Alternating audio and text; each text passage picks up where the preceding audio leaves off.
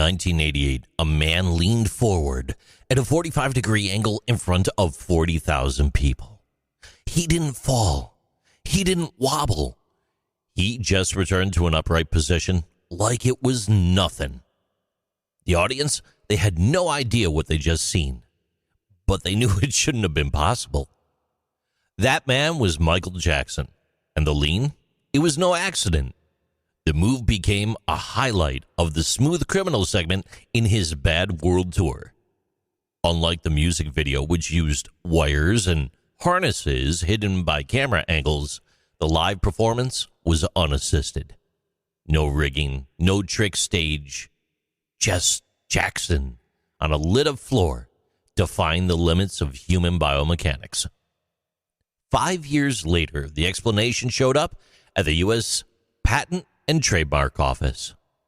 Patent number 5255452 was issued October 26, 1993. The inventors, Michael J. Jackson, Michael L. Bush, and Dennis Tompkins.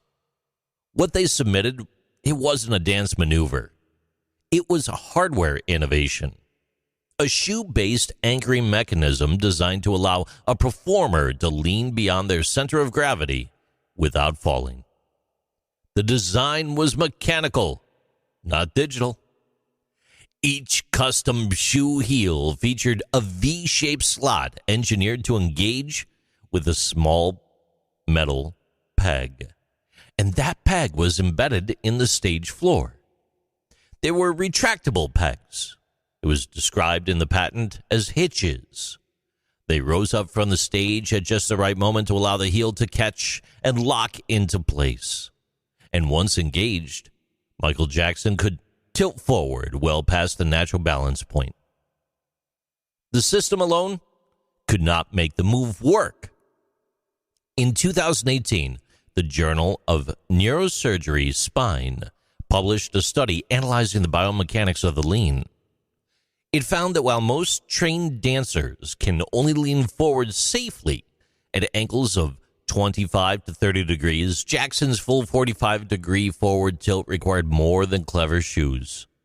The move placed extraordinary demands on the erector spinae muscles and required exceptional core strength, ankle stability, and Achilles tendon control. This was not Jackson's first design submission either. In 1985, he filed a separate application for a concert seating system with integrated acoustic dampening.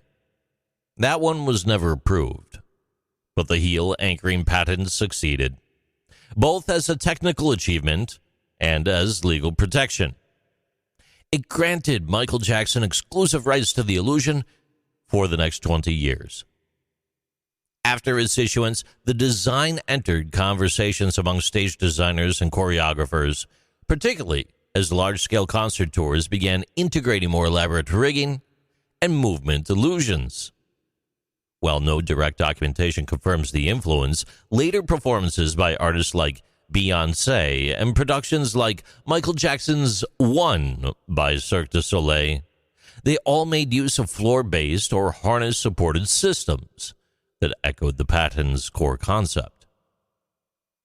Under U.S. Utility Patent Law number 5255452 remained in effect for 20 years, expiring in 2013.